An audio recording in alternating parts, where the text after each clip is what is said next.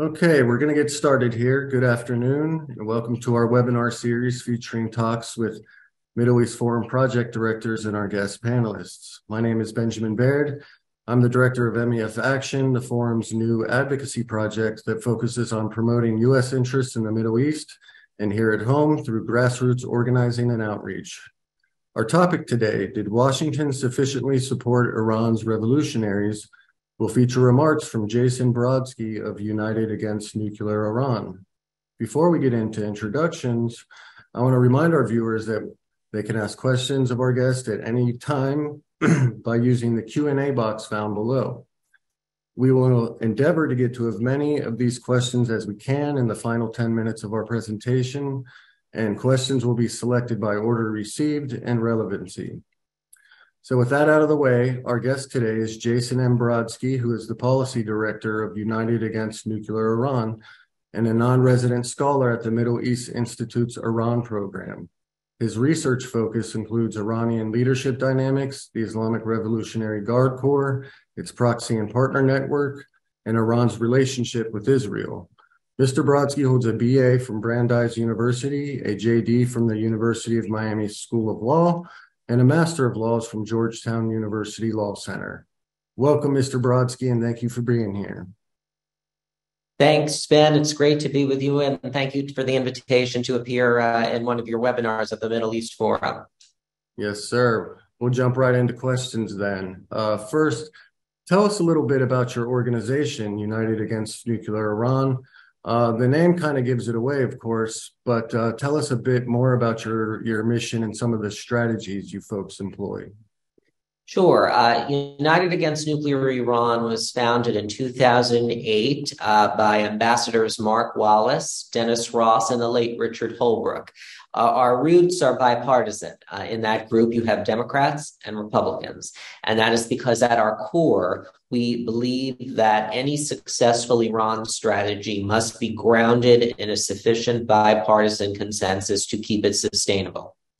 Now, our mission involves educating the public about the true nature of the Iranian regime, its malign influence around the world, and the threat it poses to U.S. interests and values. We do that as a hybrid advocacy tank/think tank. We advise companies and countries around the world on the business risks of engaging in the Islamic Republic and its market. We also do cutting-edge research tracking Iran's sanctions evasion and the enforcement of sanctions on the Islamic Republic. We also study very heavily the activities and the modus operandi of the Islamic Revolutionary Guard Corps, Iran's ideological army.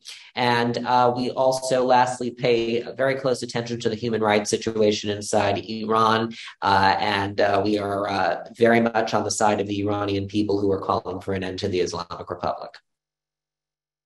Thank you for that. So our topic today asks, did Washington sufficiently support Iran's revolutionaries?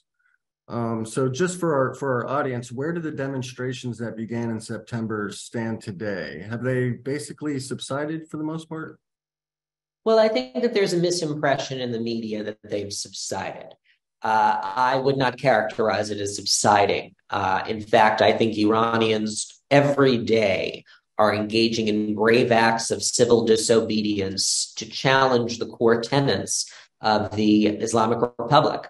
While there has definitely been a decrease in the footage that we are receiving on a daily basis of social media of mass protests, that does not necessarily mean that the sentiment has changed. Iranians have been very clearly calling for the end of the Islamic Republic. And I think it would be a mistake to fall into the narrative, oh, the protests have subsided, the regime is stable.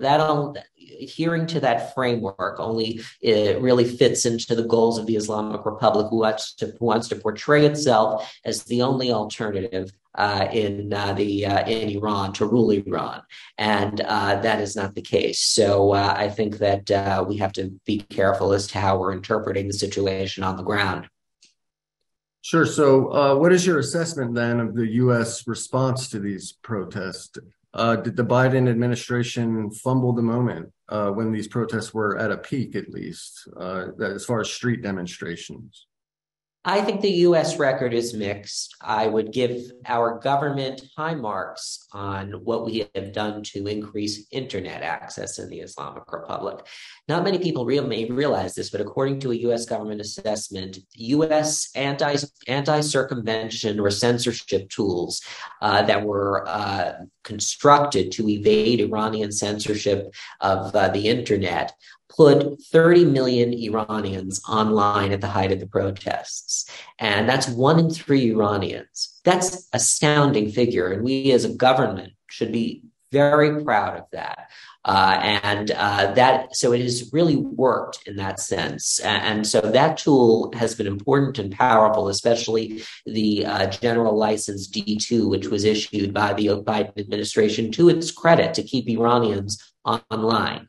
I also think that the administration learned lessons of the mistakes that the Obama administration made in 2009 with the Green Movement, shying away from public comment. That was a grave error. We've had senior Obama administration officials admit that error.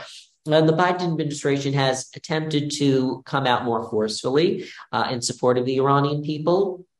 But I think we could have done much better.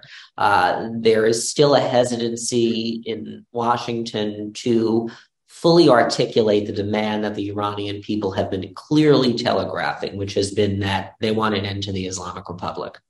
And that shying away from a clear amplification of that demand has been a mistake. It's been very clear what those on the streets have been asking for. This is not just about, getting rid of the hijab regulations that are form a core tenet of the Islamic Republic. So that has been lacking. I think our attempt to rally the world in support of the Iranian regime has been lacking. Yes, we have played a role in kicking off the Islamic Republic from the UN Commission on the Status of Women. That was a good moment for the United States. We have played a role in ensuring the UN Human Rights Council formulates a UN special investigative mechanism to probe the grave human rights abuses that have been taking place there. That was another good moment, but I don't think the United States has put enough pressure on its allies in Europe to do what they can to support the Iranian people. Europe has many more touch points with the Islamic Republic than the United States does, particularly on the diplomatic level. There could have been a much more concerted effort of reducing the diplomatic presence of the Islamic Republic in Western countries. The United States could have also been rallying the international community to impose sanctions on the IRGC as a terrorist organization, just as we have done. And there have been bipartisan calls in Congress for us to do the same. But the Biden administration has not stated clearly or called clearly in public for our allies to follow that framework and follow suit in that regard. And that has been a mistake. It has been a very clear demand of the Iranian diaspora. It has been a demand of even the Iranian people who have been bravely protesting on the streets that the IRGC is their ISIS. So if we were to amplify their demands by actions, sanctioning the IRGC, that would provide a great deal of energy to their efforts. Support, even if it's rhetorical or in the form of sanctions, is important and should not be underestimated. I would lastly conclude that, and I've been very much engaged in this, that the United States should be sanctioning Iran's supreme leader, Iran's president, and other high-ranking officials under conduct-related executive authorities, particularly for human rights abuses and support for terrorism. We have not done so, and I think that should change. The Massa Act, which is pending in the House and will hopefully be voted on soon, is attempting to change that, and we should have been working with our European allies to do that. And why this is important is it's not that this would be a devastating economic blow to the regime that would bring it to its knees. That's not the argument. The argument is it would be a signal that the world's greatest democracies are on the side of the Iranian people and are hearing their calls in the streets of death to Khamenei, down with the Islamic Republic, and holding the highest officials in the Iranian regime accountable for the crackdown. Right. So in 2009, you mentioned those protests with the Green Movement. It wasn't long after that the Obama administration started nuclear negotiations with Iran. And the Biden administration seems to be pursuing that same angle today. So I ask you, how much does reviving the nuclear deal factor into the White House and the U.S. policymaker response to protests? Unfortunately, I think it has caused some hesitancy. It has caused some risk aversion of getting too out ahead of what's happening in the Islamic Republic. I've seen that, as I referenced before, in a hesitation to clearly articulate what the protesters or the revolutionaries have been asking for the international community. I also think we need to be careful of how we are formulating policy in this very combustible environment. I think we need to rethink about some of the assumptions that U.S.-Iran policy has been based on for decades about the stability of the Iranian regime. I think we need to stop using a diplomatic arrangement with the Islamic Republic on the nuclear file as the be-all, end-all of Iran policy. Iran is not just a nuclear file. It's a country of over 80 million people, and we need to recognize it as such. And unfortunately, for decades, the U.S. policy has been singularly focused on this issue. I am not saying the nuclear program isn't a threat. It is, but there are many other threats, and we have not done a good job as a government of addressing them in a comprehensive manner. And I would say, just for your listeners, it's important to note, the U.S. government is not talking about reviving the 2015 JCPOA anymore. That agreement is dead. What we are actually thinking about is coming up with an understanding, which won't be called an agreement, likely to avoid congressional review, which is a mistake, by the way. That framework is pretty novel, as it includes nuclear and non-nuclear elements to it. So we should talk about that further as well. Yeah. So what are some of the non-nuclear threats that Iran imposes? Well, I think that the Iranian regime has become emboldened because of the U.S.'s and Europeans' self-deterrence. We self-deter when it comes to the Islamic Republic. We view everything we do through the lens of the Iraq War when it comes to the Islamic Republic, and that is a huge error and a big mistake. I think that framing U.S. policy around that one decision back in the Bush administration serves as a handicap, and we shouldn't be constantly self-flagellating and worried about learning the lessons of the past there. No one is calling for an invasion of Iran. What the Iranian people have been calling for is to stop supporting the Iranian regime through resources, sanctions relief, diplomatic legitimacy, and to start supporting the Iranian people in their aspirations for free Iran. And that would really go to supporting their endeavors. The internet access was great, but we could be doing a lot more in thinking about how to create, some Iranian dissident leaders have called for a strike fund for striking Iranian workers to reserve frozen assets abroad that belong to the Islamic Republic, but really belong to the Iranian people at the end of the day, and to use those to pay them if they were to undertake strikes. That could go a long way in crippling the regime, as it did in the 1979 Islamic Revolution. So one of the problems with the JCPOA was the lack of bipartisan consensus around a deal. You've written that that U.S. diplomats who negotiated the deal were more aligned with European views than with a majority of elected lawmakers in America, not to mention traditional partners in the Middle East. So have the protests created more opposition to Iran, more consensus around opposing Iran inside of Congress? I would argue, yes, they have. I think that the political landscape in Washington regarding any diplomacy with the Islamic Republic has changed. You are hearing from people, members of Congress and senators who supported the JCPOA in 2015, coming out and saying, well, we need to really be careful about engaging the Iranian regime at this moment, given their wide range of malign conduct, from human rights abuses, which include blinding, raping, torturing, killing, poisoning, in some instances, Iranian children, and others, and political dissidents, to sending lethal arms to Russia for use against an EU candidate country, Ukraine. So we need to widen the strategic aperture into how we view Iran. And I think that that's what I hear from senators and members of Congress as well. And so I do think that the political landscape has changed. And that's why I have been vocal about saying that you cannot think that coming to an understanding with the Islamic Republic without any congressional approval or consensus as to a strategy is going to be durable, because it's not. And we have the corpse of the JCPOA from 2015 to prove that case. So that's why I applaud some senators who were even supporters of the JCPOA from taking a longer view and stepping back and saying and questioning what we are doing here.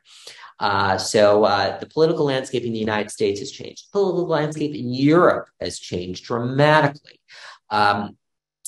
There has been a sea change, and not with everyone in Europe. I would say the European Union's External Action Service is still stuck in 2015.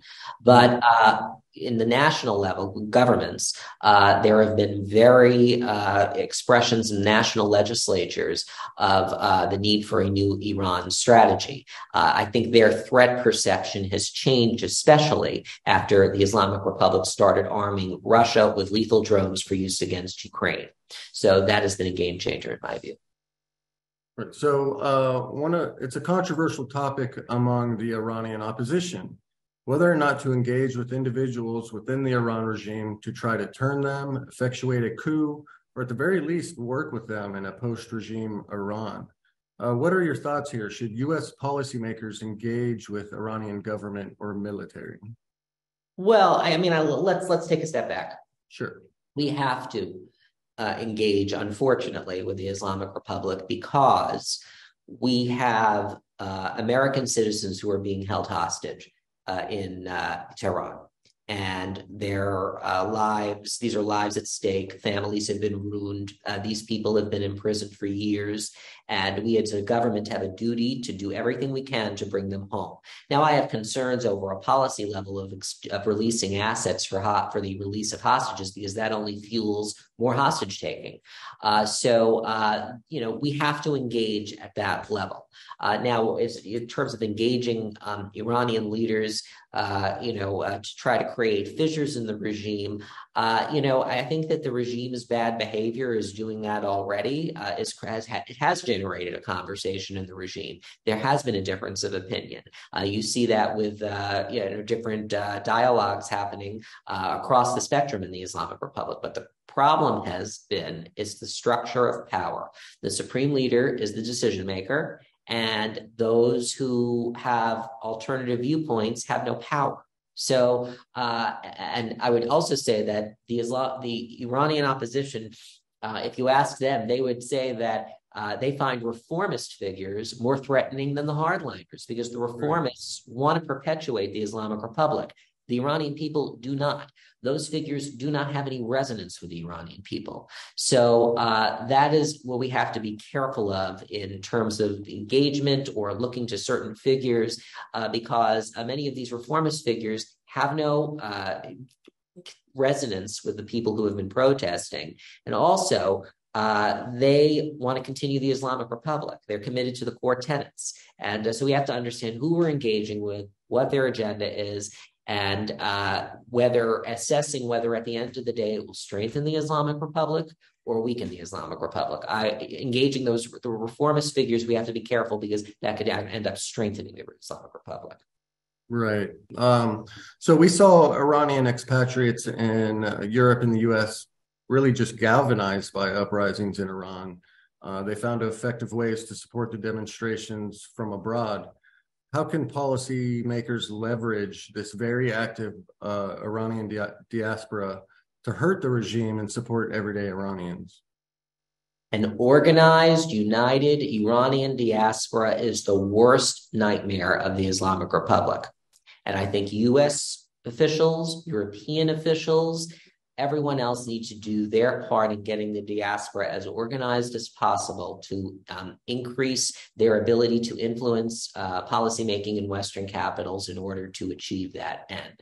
The diaspora plays a critical role of amplifying the aspirations of their compatriots. They have the family, the friendship networks inside Iran, and they are a critical link to that end. I unfortunately have not seen or have sensed that, the U.S. government especially, there's been a real detachment from what is pulsing and trending in the Iranian diaspora, and that's quite unfortunate. I think that we need to rethink how we engage with critical constituencies that make any Iran policy successful. That relates to, and that at the heart of that is the Iranian American diaspora.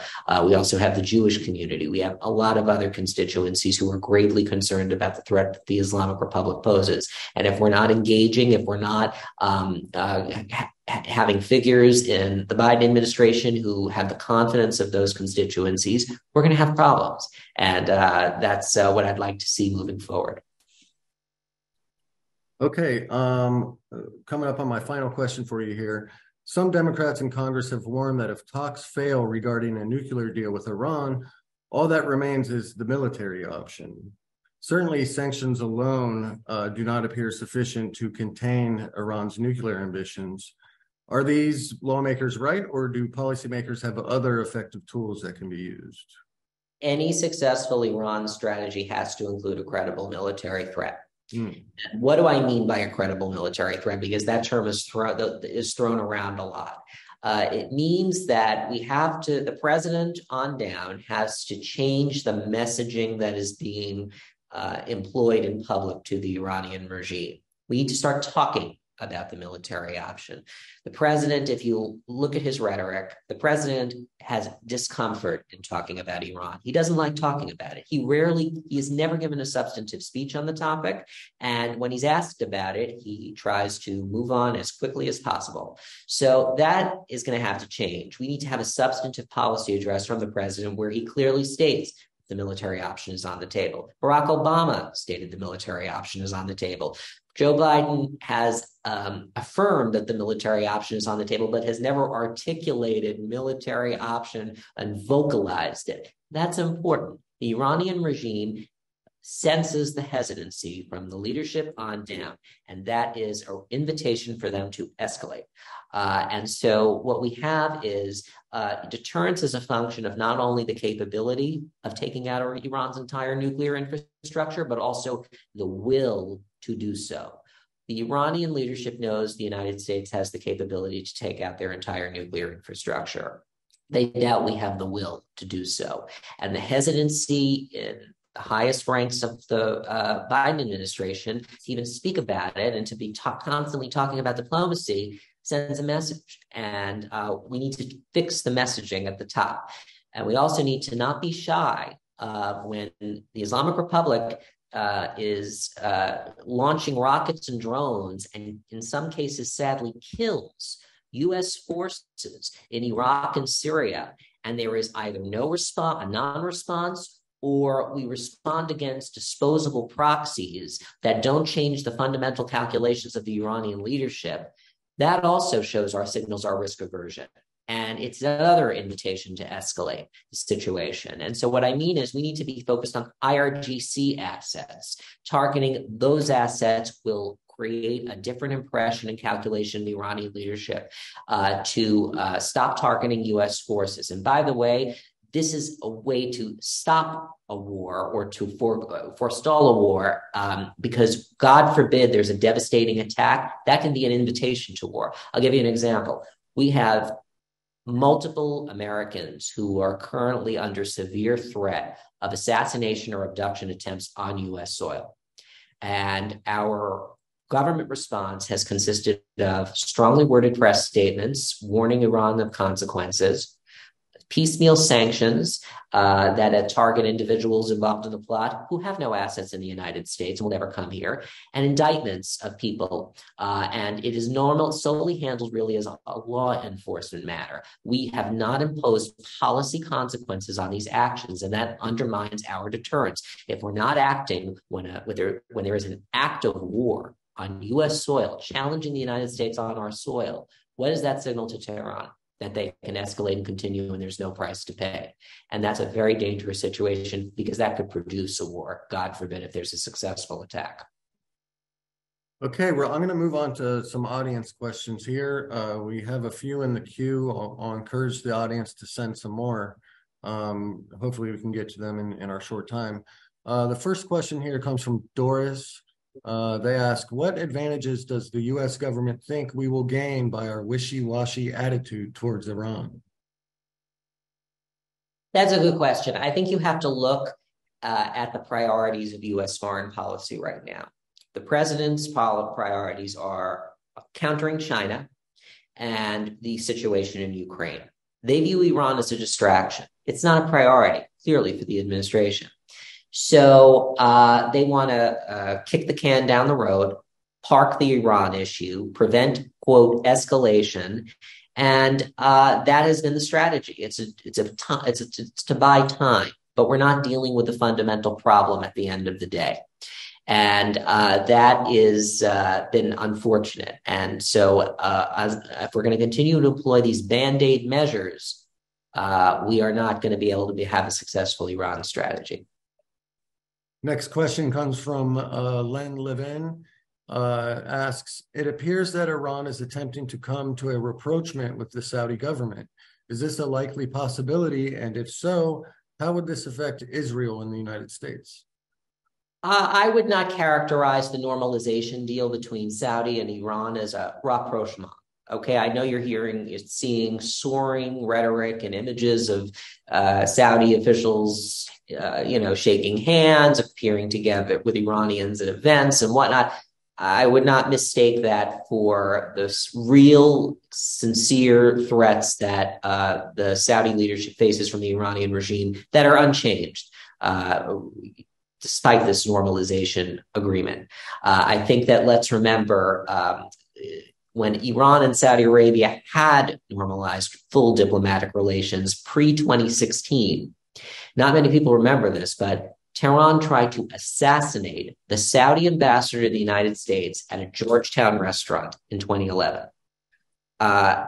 So the existence of full diplomatic relations alone with the Islamic Republic is not necessarily a guarantee for rapprochement. And so I think we need to recognize that. Okay, and the next question asked, is the hatred and animosity of the Iranian government towards Israel felt by the Iranian population to such a degree that there is no possibility of ever having a peaceful conclusion? I think this is an important question. Do the Iranian people feel as the Iranian government does when it comes to Israel? The Islamic Republic does not represent the Iranian people. Let's remember, the Iranian people had a warm relationship with Israel in the pre-revolutionary era. Many people don't remember this, but Israeli prime ministers visited Iran during the Pahlavi monarchy. These are scenes that are depicted in the memoirs of the Shah's former court minister. Golda Meir visited Iran. Yitzhak Rabin visited Iran.